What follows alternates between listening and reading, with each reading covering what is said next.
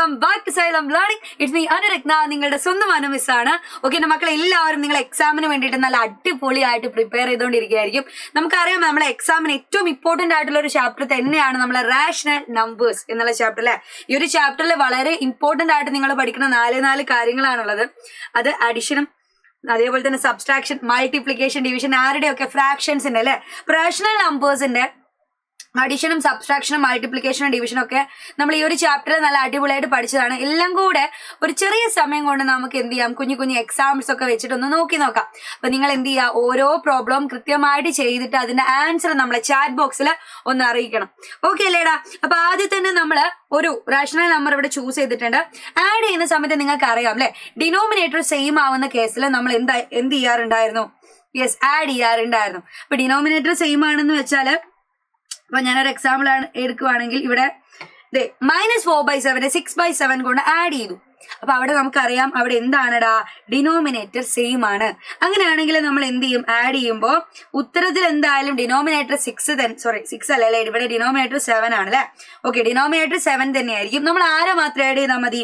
ഈ -4നെയും 6നെയും മാത്രം ആഡ് ചെയ്താൽ മതി അല്ലെ. അപ്പൊ -4 + 6, -4നോട് പോസിറ്റീവ് അല്ലെ +6 ആഡ് ചെയ്യുന്നു. എന്ത് വരും? നമുക്കറിയാം ഇവിടെ വലിയ നമ്പറിൽ നിന്ന് ചെറിയ നമ്പർ കുറച്ചാൽ മതി. അപ്പൊ എന്ത് വരും? 2 എന്ന് വരില്ലേ. അപ്പൊ 2/7 ഈസ് ദ റൈറ്റ് ആൻസർ. ഇത് ഡിനോമിനേറ്റർ സെയിം ആവുന്ന കേസിലാണ് ഇങ്ങനെ ചെയ്യാം. പക്ഷെ ഡിനോമിനേറ്റർ ഡിഫറെന്റ് ആയിരുന്നെങ്കിലോ? ഡിനോമിനേറ്റർ ഡിഫറെന്റ് ആവുന്ന കേസ് ഇപ്പൊ പറയുവാണെങ്കിൽ, ഒരു ചെറിയ എക്സാമ്പിൾ എടുത്ത് പറയുവാണെങ്കിൽ, ഇപ്പൊ -4/7 തന്നെ എടുക്കാം. ഡിനോമിനേറ്റർ ഡിഫറെന്റ് ആയിട്ട് നിങ്ങൾക്ക് ഏത് നമ്പർ വേണമെങ്കിലും ചൂസ് ചെയ്യാം കേട്ടോ. അപ്പം എക്സാമ്പിൾ ആയിട്ട് പറയുവാണെങ്കിൽ ഞാനിവിടെ 2/3 എന്ന് പറയുന്ന ഒരു റാഷണൽ നമ്പർ അതിനോട് ആഡ് ചെയ്യുകയാണെങ്കിൽ അവിടെ എന്ത് കിട്ടൂടാ? യെസ്, ഇവിടെ നമ്മൾ ക്രോസ് മൾട്ടിപ്ലിക്കേഷൻ ചെയ്യൂലേ. നോക്കിക്കേ, ക്രോസ് മൾട്ടിപ്ലിക്കേഷൻ എന്ന് പറഞ്ഞാല് ആദ്യത്തതിന്റെ ന്യൂമറേറ്ററും രണ്ടാമത്തതിന്റെ ഡിനോമിനേറ്ററും കൂടെ നമ്മൾ മൾട്ടിപ്ലൈ ചെയ്യും. അപ്പൊ എന്ത് വരും? -4 × 3 അല്ലെ, 4 3 12 ആണ്. പക്ഷെ ഇവിടെ -12 എന്ന് വരും. പ്ലസ് ഇനി ഓപ്പോസിറ്റ് ആയിട്ട് 2 × 7. 2 × 7 എത്ര വരൂടാ? 14 ഓൾ ഡിവൈഡഡ് ബൈ 7 × 3. 7 3 21. ഇത് എത്ര വരൂടാ? 14 നിന്ന് 12 മൈനസ് ചെയ്താൽ 2/21 എന്ന ആൻസർ കിട്ടിയിട്ടുണ്ടാവും.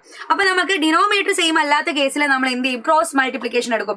ഇതേ രീതി തന്നെയാണ് നിങ്ങൾ സബ്സ്ട്രാക്ഷന്റെ കേസിലും പഠിച്ചിട്ടുണ്ടായിരിക്കുക അല്ലെ. ഡിനോമിനേറ്റർ കേസിലെങ്കിൽ നമ്മൾ ക്രോസ് ആയിട്ട് മൾട്ടിപ്ലൈ ചെയ്യും. ഇവിടെ എന്ത് വരൂടാ? 5 8 40 മൈനസ് വന്നത് അവിടെ സബ്സ്ട്രാക്ഷൻ ആയതുകൊണ്ടാണ് കേട്ടോ. 7 3 21 ഡിവൈഡഡ് ബൈ 7 8 56. ഇതല്ലേ വരാ? 40 നിന്ന് 21 കുറച്ചാൽ നമുക്ക് എത്ര കിട്ടൂടാ? 19. 19/56 എന്ന് നമുക്ക് ആൻസർ കിട്ടിയിട്ടുണ്ടാവും. വളരെ സിമ്പിൾ ആയിട്ട് എന്ത് ചെയ്യുക, ക്രോസ് മൾട്ടിപ്ലിക്കേഷൻ ചെയ്തു. നേരെ മറിച്ച് ഇനി അടുത്തതിൽ അഡിഷൻ പഠിച്ചു, നമ്മൾ സബ്സ്ട്രാക്ഷൻ പഠിച്ചു. അടുത്തത് എന്താ? മൾട്ടിപ്ലിക്കേഷൻ വളരെ സിമ്പിൾ ആണ്. നേരെ എന്ത് ചെയ്താൽ മതി? ന്യൂമറേറ്ററും മൾട്ടിപ്ലൈ ചെയ്യാം. ഇപ്പൊ സെയിം കേസ് ആണെങ്കിൽ ഇവിടെ -3/5 കൊണ്ട് തന്നെ അതേ റേഷണൽ നമ്പർ നമ്മൾ മൾട്ടിപ്ലൈ ചെയ്യുകയാണെങ്കിൽ നേരെ ന്യൂമറേറ്റർ × ന്യൂമറേറ്റർ, -3 × -3 -× പോസിറ്റീവ് ആയിരിക്കും അല്ലെ. എത്ര വരും? +9 ആണ് വരിക.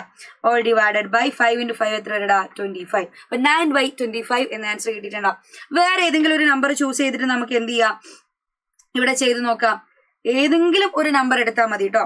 ഇവിടെ എടുക്കുകയാണെങ്കിൽ ഇപ്പൊ ഞാനിവിടെ 2/9 എന്ന് എടുത്തെന്ന് വിചാരിച്ചോ. അപ്പൊ എന്താ വരിക? -3 × 2 -6 ഓൾ ഡിവൈഡഡ് ബൈ 5 × 9 45 എന്ന് വരും. ഇപ്പൊ -6/45 എന്ന ആൻസർ കിട്ടിയിട്ടുണ്ടാവും. ഇതുപോലെ തന്നെയാണോ നിങ്ങൾ സബ്സ്ട്രാക്ഷനും അഡിഷനും മൾട്ടിപ്ലിക്കേഷനും പഠിച്ച പോലെ അല്ല, കുറച്ച് വെറൈറ്റി ആയിട്ടാണ് നമ്മൾ എന്ത് പഠിച്ചതാടാ? യെസ്, നമ്മൾ ഡിവിഷൻ പഠിച്ചത്. ഡിവിഷൻ പഠിക്കുമ്പോൾ നമ്മളൊരു കുഞ്ഞു കാര്യം ക്ലാസ് എടുക്കുമ്പോൾ പറഞ്ഞിട്ടുണ്ടായിരുന്നു, ആരെയാണോ നിങ്ങളെ ഡിവൈഡ് ചെയ്യുന്നത് അല്ലെ, ആരെയാണോ ഡിവൈഡ് ചെയ്യുന്നത് അവനെ എന്ത് ചെയ്യണം? തല തിരിച്ചിട്ടിട്ട് ഗുണിച്ചാൽ മതി. ഇല്ല, നമ്മൾ തല തിരിച്ചിടുന്നതിനാണ് നമ്മൾ റെസിപ്രോക്കൽ എടുത്ത് മൾട്ടിപ്ലൈ ചെയ്യാന്ന് പഠിച്ചത്. അപ്പൊ നോക്കടാ, ഇവിടെ ഞാൻ -6/11 -8/5 കൊണ്ട് ഡിവൈഡ് ചെയ്യുന്നു. അപ്പൊ എന്ത് ചെയ്യണം? ഹരിക്കാൻ പോകുന്ന ആളെ തല തിരിച്ചിടണം. തല തിരിച്ചിട്ടാൽ എന്ത് വരടാ? 5/-8 എന്നിട്ട് മൾട്ടിപ്ലൈ ചെയ്യണം. മൾട്ടിപ്ലൈ ചെയ്യുമ്പോൾ നേരെ മൾട്ടിപ്ലൈ ചെയ്യുക അല്ലെ. -6 × 5 -30 ഡിവൈഡഡ് ബൈ 11 × -8 -88 എന്ന് വരും. ഇനി അടുത്തതിന്റെ ആൻസർ ഞാൻ പറയുന്നില്ല, നിങ്ങൾ കണ്ടുപിടിക്കുക. അവിടെ എന്താക്കുന്നുണ്ട്? -4/9 5/7 കൊണ്ട് ഡിവൈഡ് ചെയ്യുന്നുണ്ട്. സോ 5/7 റെസിപ്രോക്കൽ എടുത്തിട്ട് മൾട്ടിപ്ലൈ ചെയ്തിട്ട് എന്താണോ ആൻസർ വരുന്നത് എന്നുള്ളത് നിങ്ങൾ കമന്റ് ബോക്സിൽ പറയാ. സോ നമ്മൾ എക്സാമിന് വേണ്ടിയിട്ടുള്ള ഇമ്പോർട്ടന്റ് ആയിട്ടുള്ള ഒത്തിരി കാര്യങ്ങളായിട്ട് ഇനിയും നമുക്ക് കണ്ടുമുട്ടണം. സോ അടുത്ത ക്ലാസ്സിൽ കാണുന്നത് വരെ ബൈ ബൈ, സീ യു.